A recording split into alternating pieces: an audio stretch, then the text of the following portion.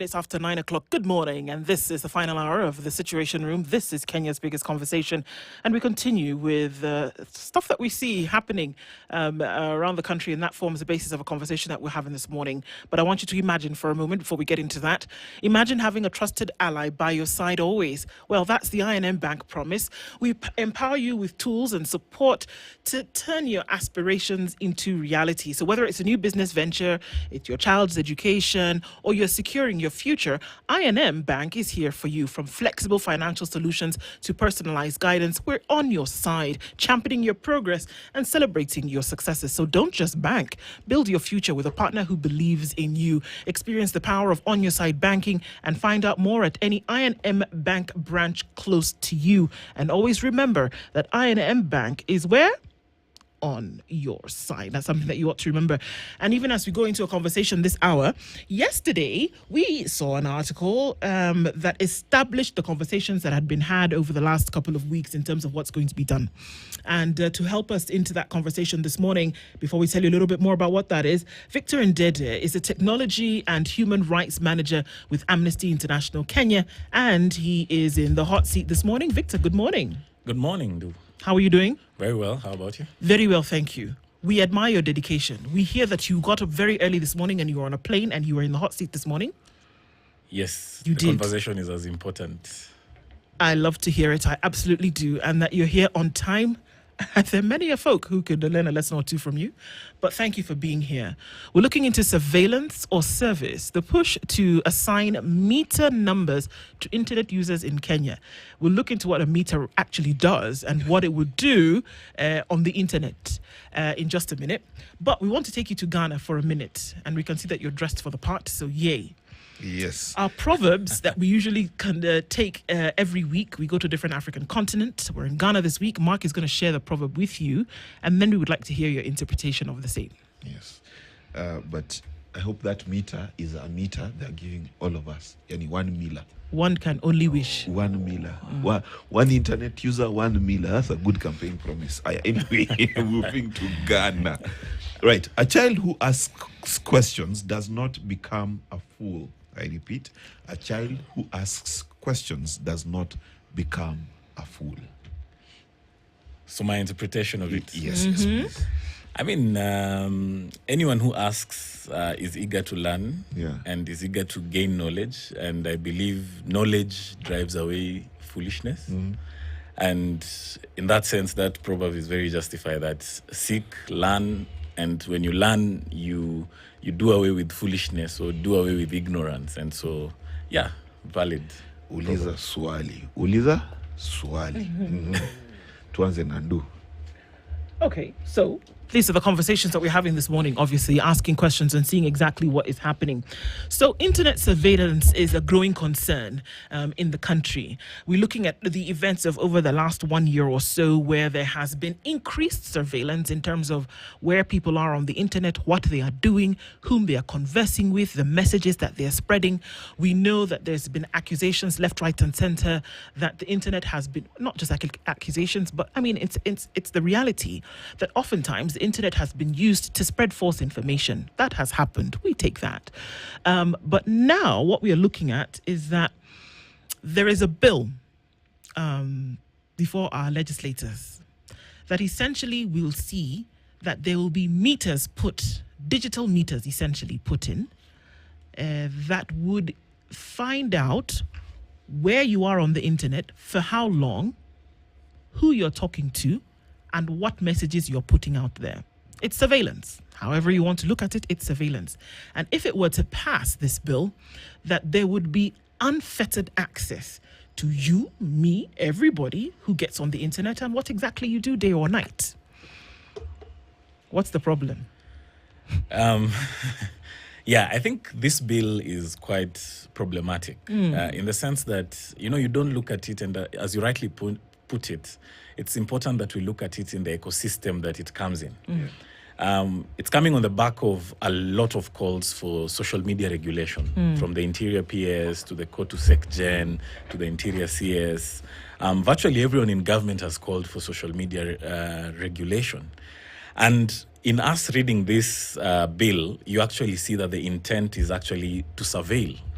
And yesterday night I was on show with the author of the bill, and she alluded other things that were the intention of the bill, which clearly from you reading and everyone reading, the intention of that bill is to essentially know what Kenyans are doing on the internet.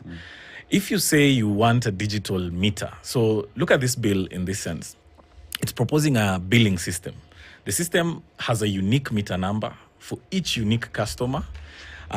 Then the system is designed to monitor customer usage. The customer usage in that bill has not been defined. So what is the usage? What customer usage would you be looking at? The third thing is that this customer usage is then converted into readable details that can be shared with the Communications Authority, which is a state agency. And so if you look at the internet and how it works, when you say customer usage, essentially you're saying, I'm able to see perhaps what websites, what applications you're using. Yes. And all this data then is then transmitted to the Communications Authority. And the objects or the reasons that have been stated in the bill is to see to it that Kenyans get value for the data they use.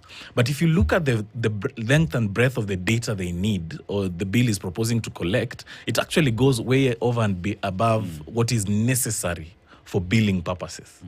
And so in effect, the broadness of it, the vagueness of it is by design, and if we give it a proper interpretation, it's actually unconstitutional. Yeah. So if you look at what the bill proposes, especially for ISPs, is for ISPs to be able to get all that data and once every financial year give it to Communications Authority of Kenya, which is a government agency. Yeah. And when you talk about a billing mechanism or a metering way of doing the same, a layman Kenyan, I was having a discussion with someone yesterday, and they would say, even if I'm buying data, even if for a GB for 1 hour, it is still a metering way. It is still a way that I'm paying for my data. So there is no need for government to come and regulate how I am paying for it. And here you say that you termed the proposed law as an invasive and extensive data collection and surveillance of citizens. Why would you say that? It's a massive data collection exercise, because remember, you are assigning a unique meter to each customer. I can't quite remember the stats right, but we have way over 30-something million mobile subscribers, most of which are internet users. And so you can imagine, and what actually the bill says is at least once a year this data is shared with the CA. It doesn't mean that they cannot request for it every other week. The wording there is at least once a year. And so what we are saying here is that data or internet usage data on 38 million Kenyans will be in the custody of a government agency. ISPs will be mandated to collect this data, and it's on 38 million people. Okay. I mean, My question is much simpler than that. yeah. Because I'm listening to you, and I'm sure many people listening to you are also wondering, what the heck are you talking about? So let's start here. Yeah. One, when I go to the internet, I have a phone number, for example. At home, I have a router number. I have a specific, what's that thing called? I forget. ISP. That knows who I am. And this information is not exactly hidden from the government. Yeah. And two, my information. So I'm thinking websites I visit, this is not hard to know, right? Because see, that's how they investigate. Essentially, people. they know it anyway. Yes. Yeah. So I am sitting here, I'm trying to think, okay, what new information is this that is being sought that is not necessarily available if I do a crime and I am arrested? They're able even to go through my previous Google searches and they find out how to hide a Nigerian body because me and do had a thief. You understand? Yeah. They can do all those things. So what is this that they're trying to find that they already can't find? Yeah, I think, Mark, your question is actually where we always start when reviewing legislation. You ask yourself, what mischief is being cured by this legislation? What are they aiming at? And when you look at whatever you have defined or you've described as government can still get this info if they wanted to, there's actually a law through which they do that. But you see here, this bill is proposing an indiscriminate mass surveillance of the same data. So you don't need to be a person of interest in a criminal investigation or any investigation for that matter for your data to be accessed, because ordinarily they would have to get a court order to start investigating your devices, intercept your communication. That is what is there by law. In practice, maybe up for debate. But in this scenario, what you're looking at is a system where indiscriminately you have data on 38 million Kenyans. And so someone sitting somewhere with whichever dashboard would be able to actually look at Mark Bichachi for 2025. His most visited website was X. Or his data traffic was largely on X. Yes, it was X. Yes. Yes. Yes. So, so that you don't create what the scenario it then creates is that, and what is worrisome from a human rights perspective, you can't have indiscriminate mass surveillance. Okay. Nobody is comfortable, and I mean the chilling effect that it creates, because you can imagine if you sit today knowing that all your internet traffic is being collected, stored, and shared with the government of Kenya, I don't think you'd go to some websites you go to. Like X for Mark. But the question would be, to what end? And I think that's what we're trying to get there, because it seems like we know the answer. We know what it is that there seems to want to be a situation whereby a level of control then is established. Yeah. So it's the strategies that you talked about, that if you want to find out what somebody's doing, the law requires that you go and get a court order and that you must go through all of these steps. But then it would seem as though those steps is what they're trying to cut out. Yeah. Because then I have access to everything. I don't need to talk to someone else later to find out if I can check Aseto's and see if he's planning something or some kind of insurrection. You see, so it's cutting out all of these processes that the law requires that you do. By having this bill in place, it is just established and it's agreed across board that, you know what, we can check all of these things and we can do with it whatever we please thereafter. Yeah. I think what actually we are looking at, the devil in the details here is in how it has been drafted. Yeah. You know, it's very vague and it's subject to very broad interpretations. Because if someone says, monitor customer usage. Yes. What does that mean? What does that mean? You know, how do you define usage? Because in the context of internet, someone would, and what Honorable Keitany was saying yesterday is that you need to get a meter and that bills based on your consumption, so that you're able to track, trace how your data has been used, which ideally is a nice idea in consumer protection. But how this bill is drafted, this is just a Trojan horse. Indeed. Yeah, just lie to us, get us in line, and then once the bill is passed, then we realize, we actually allow these guys to monitor. So how does it marry then with the Office of Data Protection, whereby your privacy essentially is guaranteed, should be guaranteed, because the setting up of that office almost guaranteed just that. It's the same reason why you can't take pictures of my children wantonly wherever you are. You cannot take pictures of Mark and then go post them on X magazine as you would like without his permission. Yeah. So how does that marry in with this particular office, which was set up to do the very same thing that it seems that this bill is trying to remove? You see, and this is where we have an issue with it. Yeah. You see, when you look at the Kenyan Constitution, it provides for the right to privacy under Article 31. When you read Article 31D, it talks about you have the right not to have the privacy of your communications infringed. Yes. Then the Data Protection Act actually came to give effect to these two constitutions, Article 31C and D. So when you look at the Data Protection Act, it has principles around purpose limitation, where data can only be collected for one purpose, and then you cannot repurpose it for other things. And then there's also the principle around data minimization.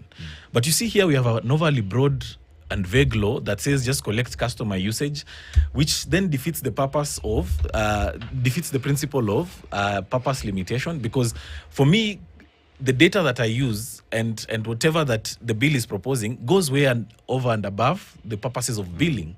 And then there's the data minimization issue. Why do you need to have 38 million people's data? And then there's a question you asked around what is the aim? You see, with a meter means one of two things. You know, the way if you didn't pay, you get your meter You can lock it. blocked, or someone actually disconnects the meter and you have to repay for connection. So that means that the effect that could come at some point, and of course perhaps just reading into the bill further, it would mean that the Communications Authority or the government could actually make an order that a certain meter be switched off. If you keep checking things like how to build a bomb, they can now come and decide we are worried because now we can shut this thing down. The level of intrusion here is quite scary, right?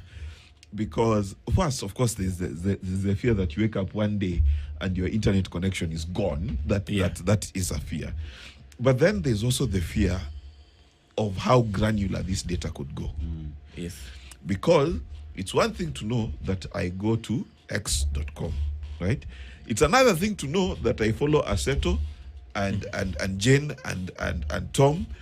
Then it's another thing to know what I actually say between me and Aseto, and then make a conclusion of my... Isn't that what the Chinese do in that social grade system of theirs that they have? Yeah, and if I can connect, if you allow me to just connect that, there's a book called 1984 written by George Orwell. Yes. The central message of this book was how governments go towards totalitarianism and authoritarianism, whereby essentially what you do is that you make sure you put in all kinds of controls. You control how they think, you control how they speak, you control essentially how you think, and then you destroy the human spirit. George Orwell wrote the book in Europe, not here. Yeah. But we can see that this is how this is how the characterization that he makes very clear in this book. We can't run away from the things that we're actually seeing now that is a current day manifestation of the things that he wrote in that book. Are we not hurtling very quickly to a place whereby if there are meters and controls in almost everything that we do... And they can know what I'm saying. And they know what I'm saying and what I'm thinking. Essentially, we are going towards authoritarianism, are we not? I think let me also bring another perspective. I mean, because as an organization, as Amnesty, we've, of course, worked in this space for quite a bit. You know, in 2019, we had an almost similar proposed amendment. It was the Kenya Information and Communication Act Amendment Bill of 2019. It was proposed by now late Honorable Ijendi. What that bill proposed was we needed to have social media regulation. And they said we need to register all bloggers in Kenya. But when you went and read on what a blogger was defined as, was basically anyone on social media. If you put up a post on your Facebook, you're defined as a blogger. And so then it meant that you'd have to be registered with the regulator.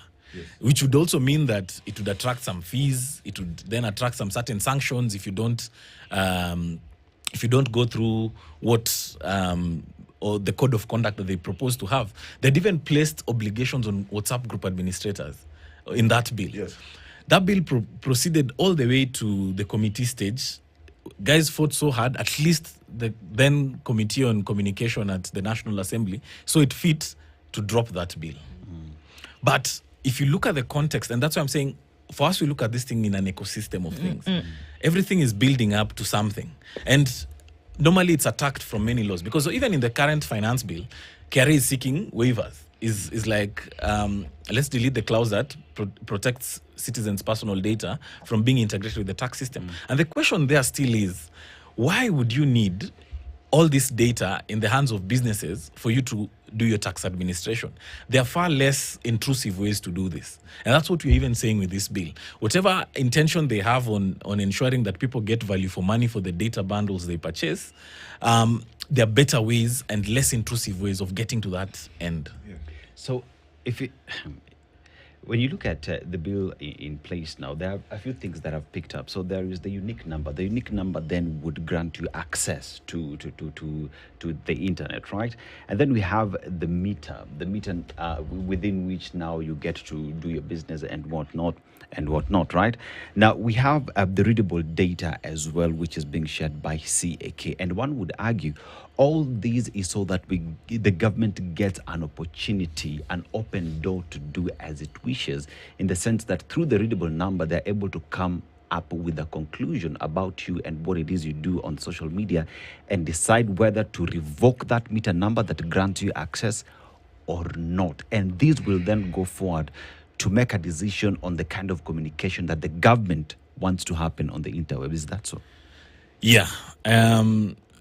Quite correct. Because you see, once you assign someone a meter number and you're saying it's a unique meter number, it's assigned based on a unique identifier. And the single most unique identifier we have as Kenyans is your ID number. And so then it means that ID number that you have and will be what will be used to assign a meter number. And so you can then imagine that everything you do now, because if your phone already is a meter, assuming you have a meter on your phone, it's assigned to an ID number. So every traffic that passes through that meter number will be assigned to you. So you can think about the implications for people who provide Wi-Fi, public Wi-Fis. So Standard Group here, you have a Wi-Fi maybe for staff. Standard Group is the registered owner of that meter number. Someone does nefarious things on that system or that Wi-Fi, then you'd clearly see a scenario where this liability will actually be apportioned to Standard Group because they own the meter number. Or it would be easy to just say, you guys, let's shut down your meter number as we figure out things. That is the chilling effect when you read this bill. You know, let me tell you, and let's make it very organic. You know, people are saying about nefarious things and things like that. You just think about your communication with your grandmother, your mother, your father, your girlfriend, your boyfriend, your sister, your cousin, and all the things that you say. It's right? Being able to be monitored in any way. It is scary to know that someone sitting in a government organization can sit down, look at your meter number, and download your conversations. That is scary. You know, let me give you this story. Do you know that this surveillance system that the United States had after 9/11, how many times did they confess that they were accessing people's nudes? They actually had a score system for people's nudes in that I forget what it's called, the monitoring thing that they did in the States. That means someone, some Otieno, some John, some Kamau, some whatever, can be sitting somewhere and going through your private information, data, and whatever, and ranking you. And you see, the saddest part about it, when you talk about internet, is internet as well is attached to GPS systems and whatnot. Because I look at what it is you're saying here. When you have a unique and identifiable meter number for each individual, then ideally you create a trail for this person. And if at all it was just metering and saying this person used 10 gigabytes, the other details they do not need. Yeah. But even when I later reflected further on this, I was quite clear that this metering thing is just dangerous. Even if you're looking at just metering or determining how much data someone used, because if your phone right now, most of our phones can show us how much data we are using, either an Android or an Apple device. The particulars of which tell you which applications and which platforms you use the most. When you read the bill, it talks about monitor customer usage. For you to know any usage, or if someone was to tell me that you actually use 50 GB, they would actually come and tell me, you spent an hour on X, you watched this number of videos or this quantity of videos. That is the usage data that populates your gigabytes of data. And so it means at no point will this customer usage say, or data that is transmitted will just be this person used 50 GB of data. It will have to break down the details for you. Of what exactly you did. So you can imagine you have all these websites you visited in a report or in an invoice, because part of the system is generating an invoice. So your invoice is reading you spent X number of minutes on or hours or GBs on certain things that I may not want to mention on radio. You know, like all that data will be there. And so the big thing here from a human rights perspective is the chilling effect on free expression. Sure. Because you see, when you look at free expression, we are told you have the right to seek, receive, and impart information, ideas, you have artistic creativity there, you have research there. So you can imagine all these things involve you getting on the internet to seek information, to receive information, to impart ideas, to research, educate, entertain. Yeah. So all this data, because the law has not defined what this customer usage is, all this data, someone could define it at some point. You can imagine if you get this as an act of parliament, and tomorrow someone decides usage data will go into the specific websites you visited and all that to generate an invoice. And so that's what we are worried about. Okay, we'll take a break and then we'll come back and look at really actually then what privacy means when the office of the data commissioner then was set up, because I mean it's not really an old office, right? Yeah. It's still pretty new. So what was it envisaged to actually guarantee, and how would this then undermine what that mandate actually was? And so Kenyans are obviously feeling, look, we have a certain element, a right of that expression and of that privacy. How does this counter? We'll come back and continue with that in a short while. Technology and Human Rights Manager with Amnesty International is Victor Ndede. He is in the hot seat this morning, and we're looking at surveillance or service, the push to assign meter numbers to internet users in Kenya. We'll be back after this. This May, unlock a year of trusted news, in-depth analysis, and premium content from The Standard. Subscribe to the e-paper and The Standard Insider and get 20% off your yearly subscription. This is your opportunity. Access the essential news and analysis at a valuable price. Subscribe today to standardmedia.co.ke. You are what you read. Offer ends May 31st.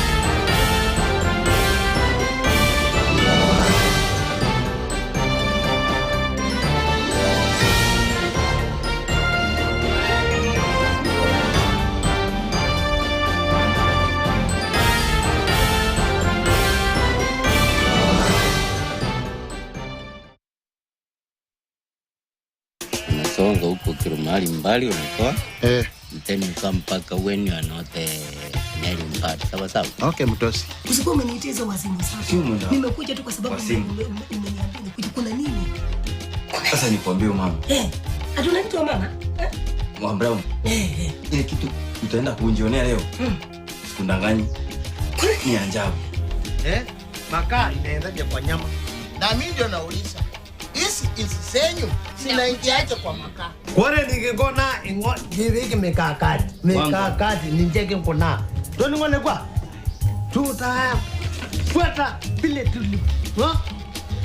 Unajua kitu moja. Inaitwa mikakati.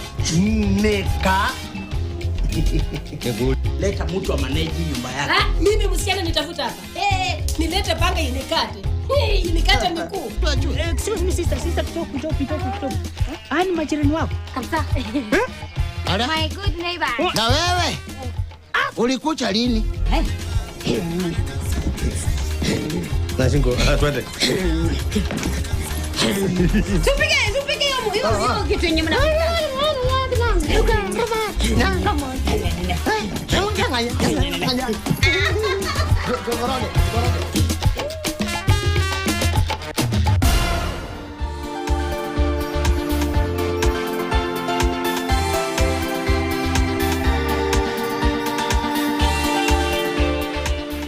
Not the Data Protection Act actually was enacted to give life to these two sabbaticals of the Constitution. And so then you look at the Data Commissioner's Office or the Data Protection Commissioner's Office as an enforcer of these two rights. They are trying to ensure, their work is to ensure that personal information is not unnecessarily revealed or required, and privacy of communications is not infringed in the enforcement of this law. And if you look at what this bill is providing, and just as I shared earlier, this is massive amounts of data collection. You can imagine all the internet users. Most of us have 2 or 3 devices, which would mean a license for each of, or a meter for each of those devices. So the numbers could even go up to maybe 40 million unique internet subscriptions. And all this data being collected, the law is already saying, please do not collect more than what you need as a principle in the Data Protection Act. Collect only that which you need. Collect what is adequate, what is relevant. If you look at the reading of this bill, it's collecting more than, the intention would be to collect more than is necessary for billing. And so it would erode and draw back all the gains we've made in creating a privacy culture in Kenya. And this is quite concerning because a lot of work has gone into getting that Data Protection Act in place, the Office of the Data Protection Commissioner in place, and then we start clawing back on some of these promises that the Constitution made and the Data Protection Act actually enacted. And that's something that we have to be concerned about. You see, when you talked about the Office of the Data Protection Agency, there is the question that now all this data will be given to CAK and they will be the ones to stay and store this data. How they will do it is not clear. How they will use it is not clear.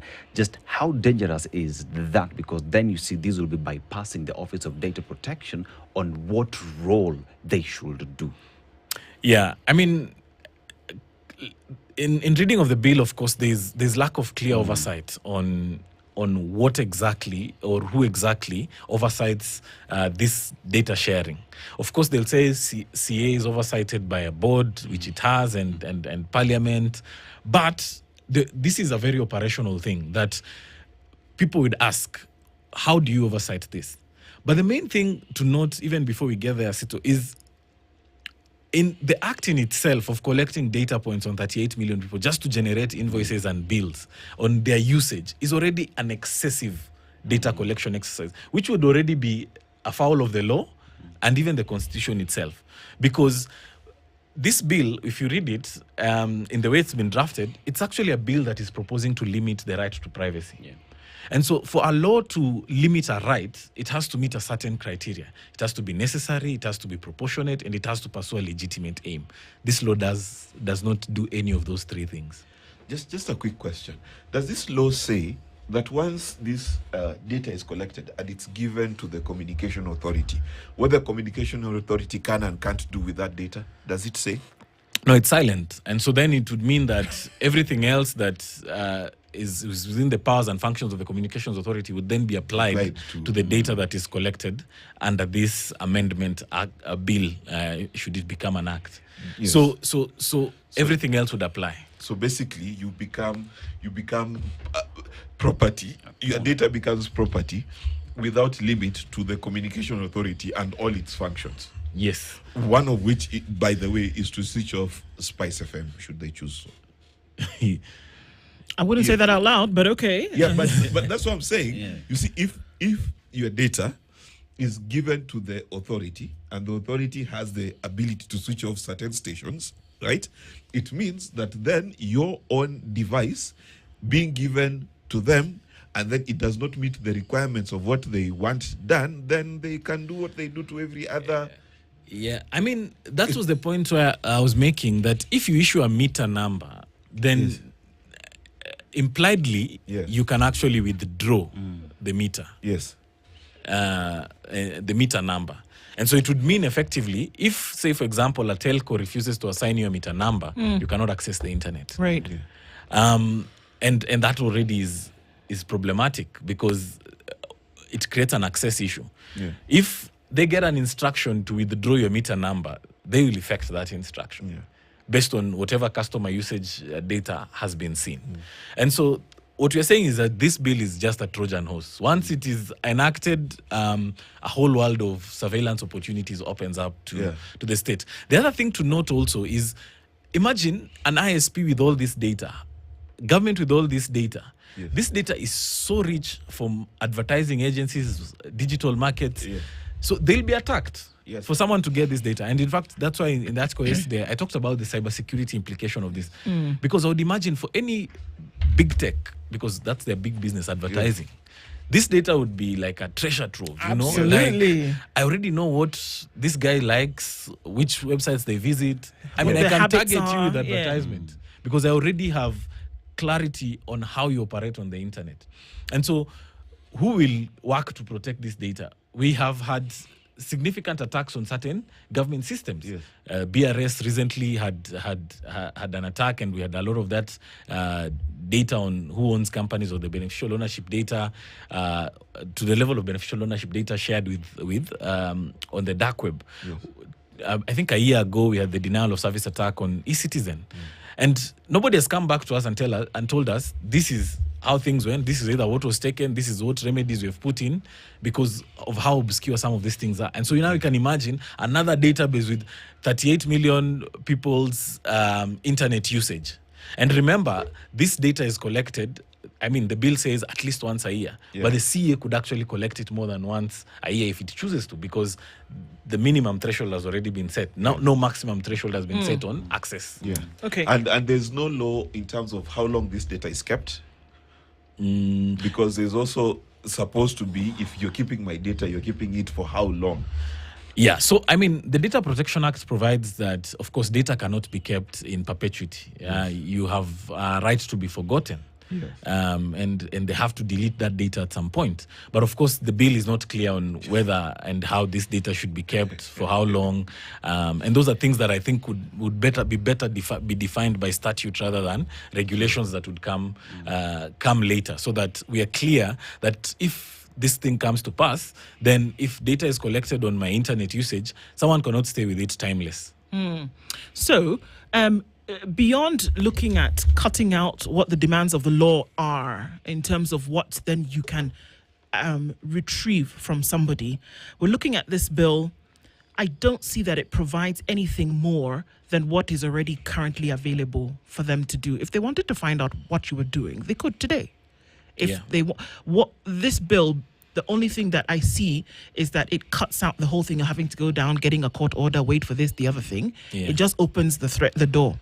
Is it possible, as other jurisdictions do, that we often compare ourselves to, that you can create a balance between the offerings of technology and then any kind of information control that a state would then want to establish? Is it possible to have a good relationship between the two?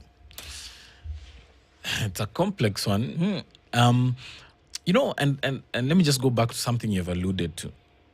What new thing are they trying to do? Because you see, Kenya already has mandatory SIM registration. For you to get a SIM card, you have to provide an ID, a passport, an alien card for everyone. I mean, from you as a citizen, a tourist visiting produces a passport, refugees produce a refugee card. So everyone, SIM cards are already mandatorily registered. And SIM cards are probably the account for the highest percentage of people on how people access the internet. Even if you look at home fibers and stuff, they're still linked to a certain SIM card that you used to make the request and used to actually pay. And so when you look at a bill that now tries to reinvent this, and I've tried checking across the globe, I've not seen such a system anywhere else in the world where there's a meter number and a unique meter for internet usage. And of course, yesterday, the Honorable Member likened it to an electricity meter token, the prepaid token system. And the question was,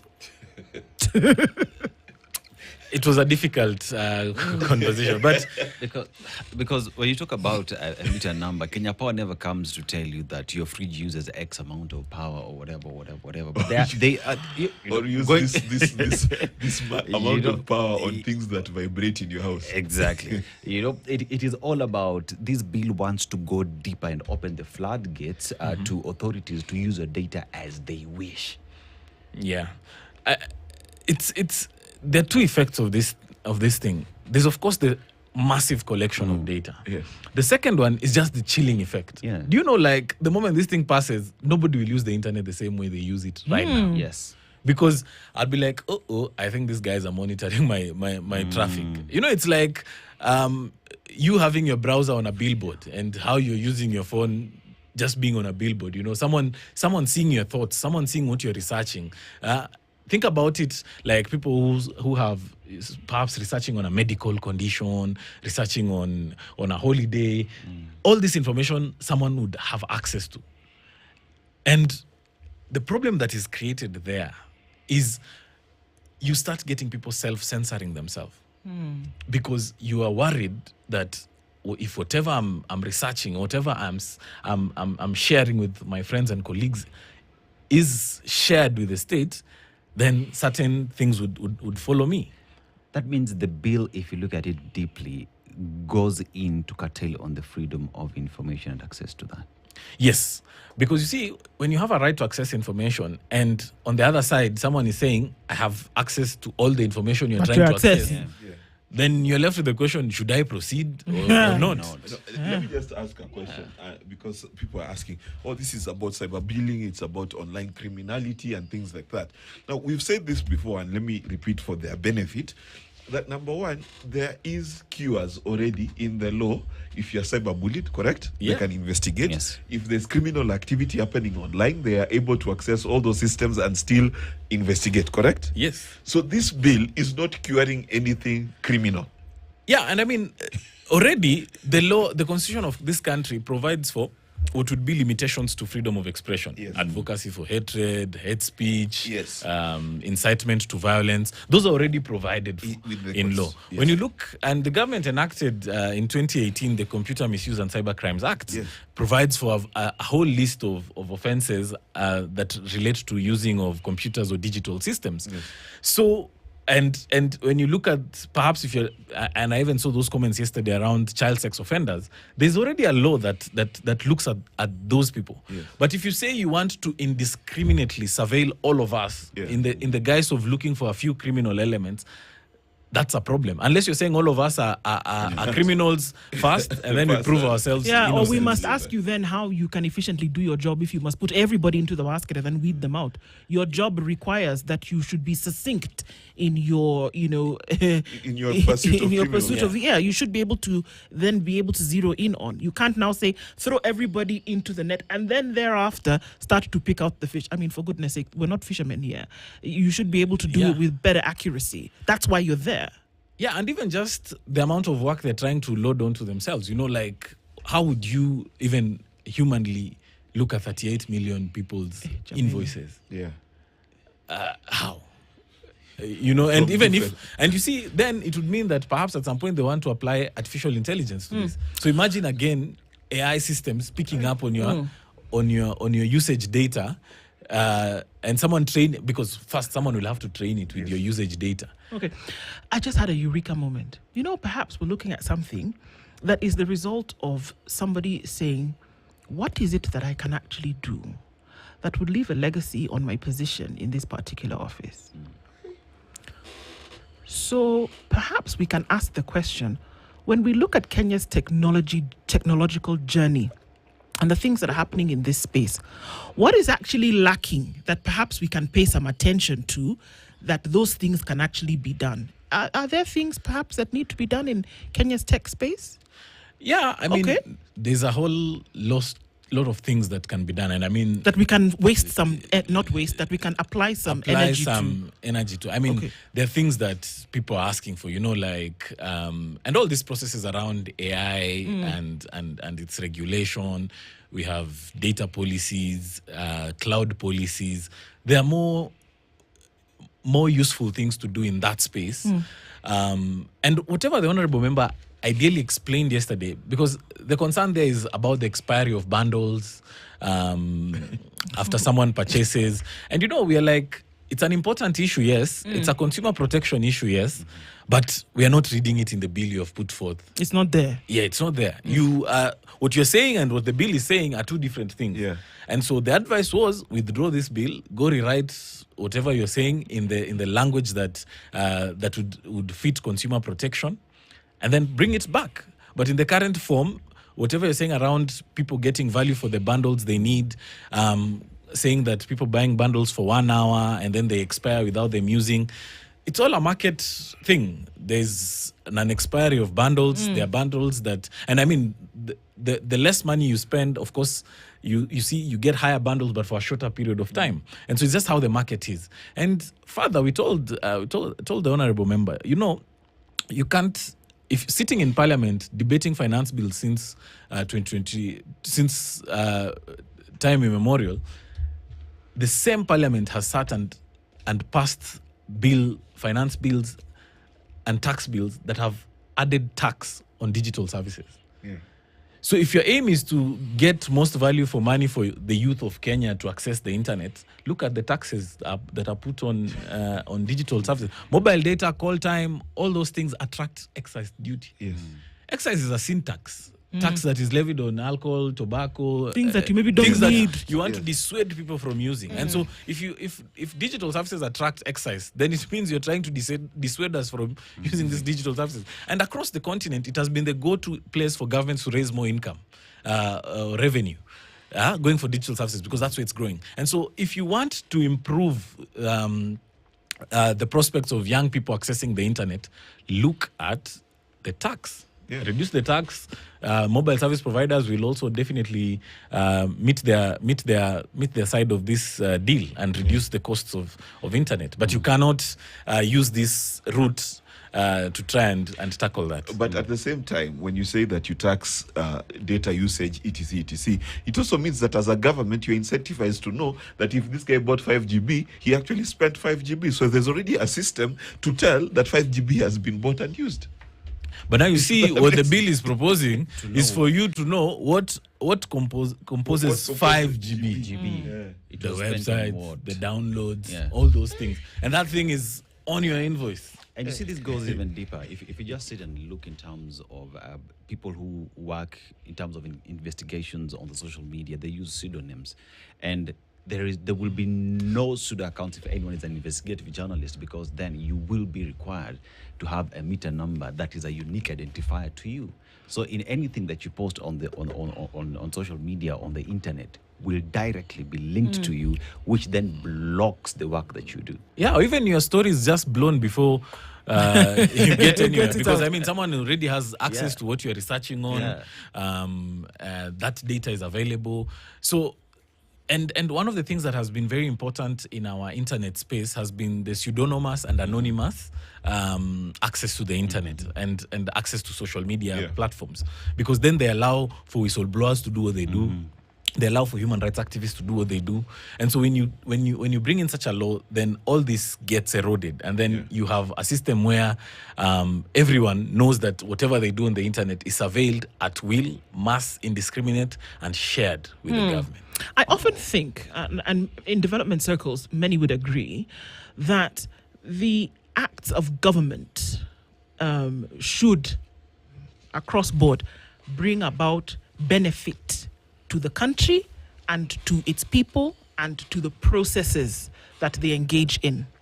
So oftentimes the question must be posed that in this venture that you are, undertaking, what would be the benefit to process? What would be the benefit to people? What would be the benefit to the state? I'm looking in this one for the benefit to any of those three and trying to keep an open mind. Is there a benefit to any of those three? Yeah. To be honest, I struggle to see what exactly they're curing. It's like someone just putting out a medicine and say, you just swallow, we'll figure out what it's treating later. You are sick, just take the meds. Because I'm sure, looking at, for us as consumers and internet users, we are worried. I would imagine telcos and internet service providers are wondering what would be the cost of actually implementing this proposal. That huge amount of data. Cost would definitely, because these businesses are business and at the end of the day they look at their books, would want to transfer that cost to us, the consumer, for running a digital metering system. So they would have an issue. So and the biggest beneficiary, if at all I would call them that in this transaction, is the state, because they would get what they always want: surveillance data. So if this bill is given a wholesome look, it looks like the only person benefiting properly is the state, to the detriment of our fundamental rights and freedoms. And so the best thing that this bill can do, or the move of this bill can do at this point, just withdraw it, go rewrite the consumer protection way and bring it back for debate. But even then, how much consumer protection really is there needed? Because first and foremost, you already tax this thing, and therefore you have a way of measuring what data is being bought and used. It's already measured, right? And therefore the consumer protections you have to have are very basic. That if I bought 5 GB, let me be given 5 GB and I use 5 GB, which I can determine for myself on my phone because it tells me when I use 5 GB in a day.